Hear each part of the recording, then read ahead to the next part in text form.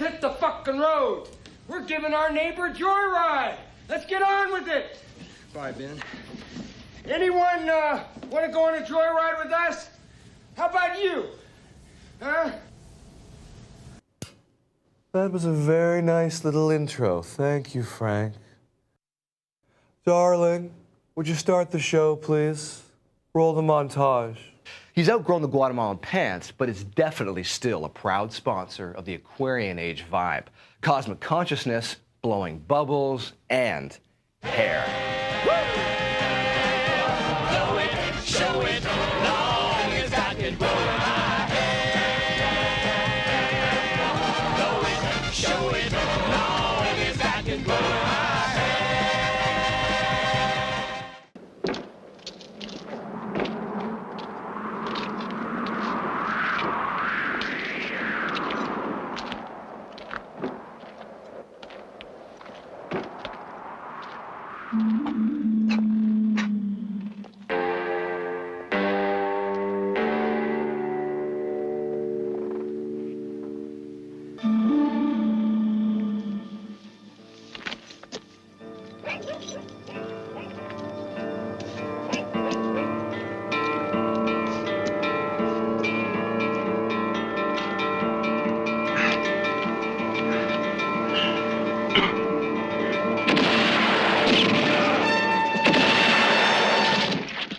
I guess I'll be doing this show after all.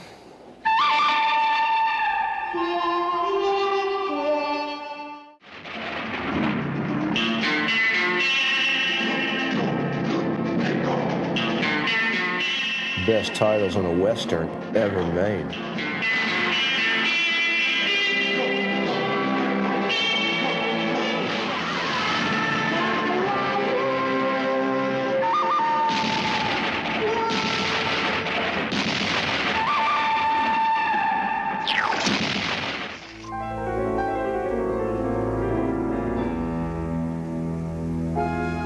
Sister, sister, oh so fair, why is there blood all over your hair? You know you're in for a special evening of cinema when the original movie poster features a Jekyll and Hyde type treatment of the faces of Betty Davis and Joan Crawford, as well as that creepy tagline and the shattered face of a doll. All right, let's get down to business.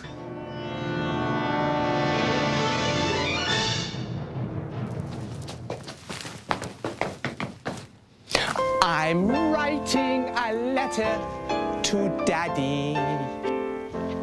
His address is moviepix.ca. I sure do hope he writes me back, because I have this much to say. This dress is itching my poor widow back, and these panties are riding right up my crack. But you are in a wheelchair, Blanche, you are. Good evening.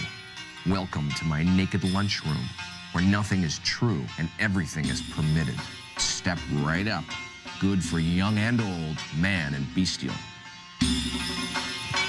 In the novel, one of Burroughs' central ideas is that everyone is addicted to something, whether it's heroin, work, sex, music, power, writing, whatever. We all need food. Cronenberg stays true to this central notion using Dr. Benway, CEO of Interzone Inc., to implicate corporations who have taken on the creepy role of profiting from our impulses, to suggest a darker side to the old code of supply and demand. What an intense notion to hallucinate.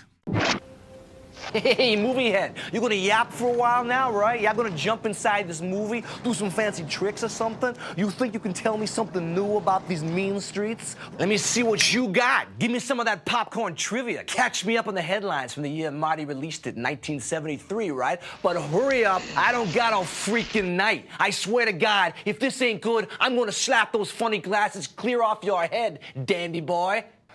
Yeah, okay, whoa. Calm down, Capone. It's 5 or 6 minutes, come on. From Martin Scorsese, the son of a Sicilian immigrant, a clothes presser.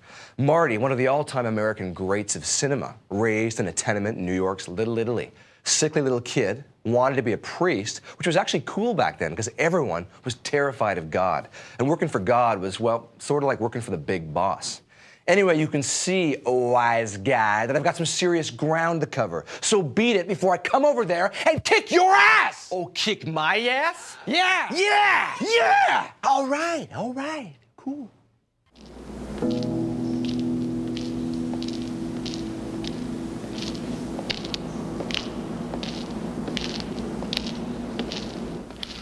Washington in the wake of Watergate. That's the Washington Post reporter, Bob Woodward, coming to meet his mysterious source, Deep Throat, a man whose real identity none of us know, named after a movie nobody admits they've ever seen. Deep Throat allegedly helped Bob Woodward and his partner, Carl Bernstein, break the cover-up that started with the burglary at the Democratic National Committee headquarters in June 1972. Watergate. That's where and when men with bugging devices were discovered by police. 5 wearing surgical gloves, 4 having participated in Kennedy's Bay of Pigs fiasco, 1 retired CIA, another a writer of spy stories. All of them, curiously, on the payroll for the committee to re-elect the president. President Nixon, that would be. So help me God. So help me God. Woodward, Bernstein, you're both on the story. Now don't fuck it up.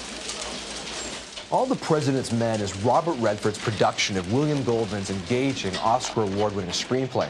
It's adapted from the book of the same title, written by reporters Bob Woodward and Carl Bernstein of the Washington Post. The extraordinarily captivating music is, of course, by Hitchcock's greatest ally, Bernard Herrmann. These beautiful titles from the great Saul Bass, the man who turned credits into an art form. And for your ultimate pleasure, North by Northwest will be showing tonight in this dazzling widescreen presentation, as not to relinquish one iota of the majestic magnitude of Mount Rushmore. The scale here is truly awesome. It should be. It was captured with the intoxicating blend of VistaVision and Technicolor, a visceral tonic, restricted to venues like Radio City Music Hall, where North by Northwest had its formal release in 1959. Now, this is a film that never lets up, and it's worth seeing again and again for the words of Tennessee Williams, as well as the blistering acting of Vivian Leigh and Marlon Brando. Hey, you mind if I make myself comfortable? My shirt is sticking. Oh, no, Mr. Kowalski. You go right on ahead. Don't mind little old me.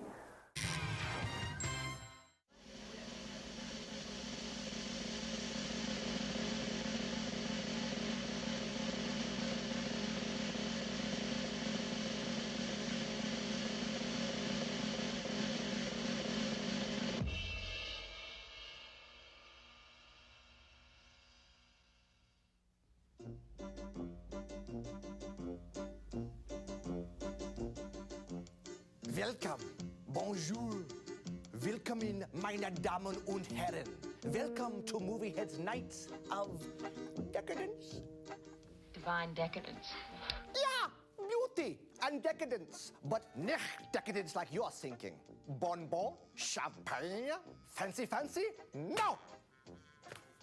Das dictionary says, decadence, a condition or period of deterioration or decline as in morals, or art. Yeah, Berlin in the 20s and 30s, a hotbed of true decadence, a bohemian mecca for all of those interested in... Boomsen.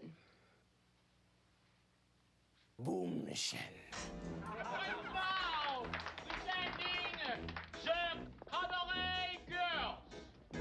Heidi, Christine, Mausi, Helga, Betty und Inge.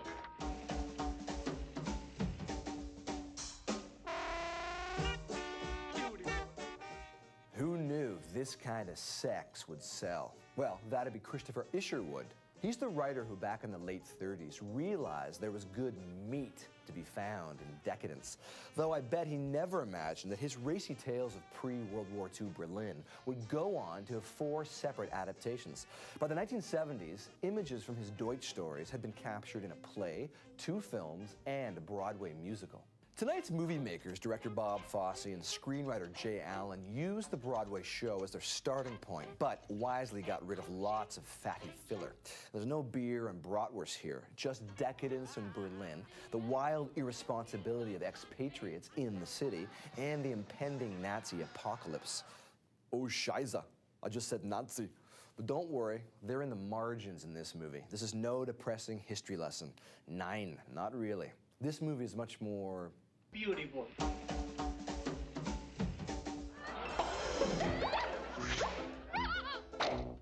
Outside, it is windy. But here, it is so hot. Every night, we have the battle to keep the girls from taking off all their clothing. So, don't go away. Who knows? Tonight, we may lose the battle. Money makes the world go around, the world go around, the world go around. Money makes the world go around, it makes the world go round. A mark, a yen, a buck, or a pound, a buck, or a pound, a buck, or a pound is all that makes the world go around. That clinking, clanking sound can make the world go round. Fräulein, Sally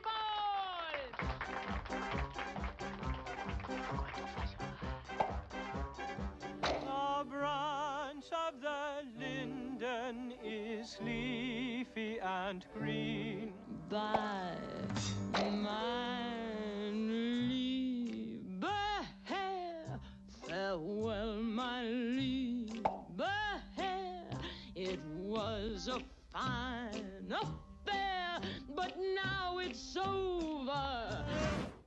It seems incredibly stupid to me that Liza was actually turned down for the role of Sally in the Broadway show. Well, not because Liza looked too much like a Romulan space princess, just because in the original story, Sally is a Brit. Well, how short-sighted.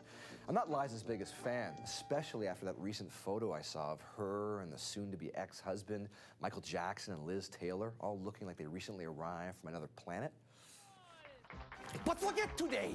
Back in the day, Liza was born to play in cabaret. Like George Gray, the MC who did it on the Broadway. Liza fits perfectly. Joel fits perfectly. They are perfect. Weird. Wonderful. Wunderbar. You're a most strange and extraordinary person. I know, I know.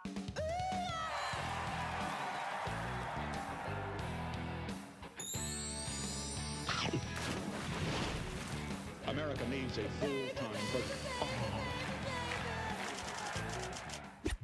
Making the news in '72, the Globe and Mail proclaims Liza Minnelli and Cabaret both stunningly brilliant.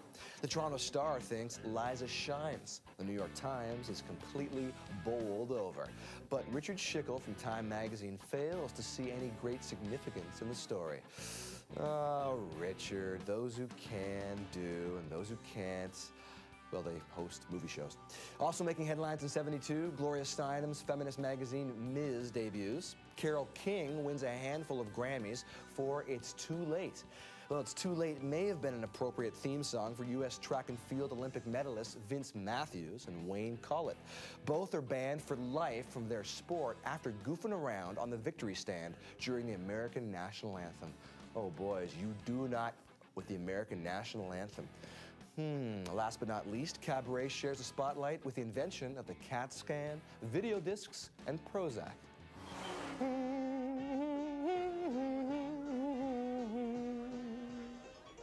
Und now, meine Damen und Herren, Madame et Monsieur, ladies and gentlemen, it's time to come in, come in.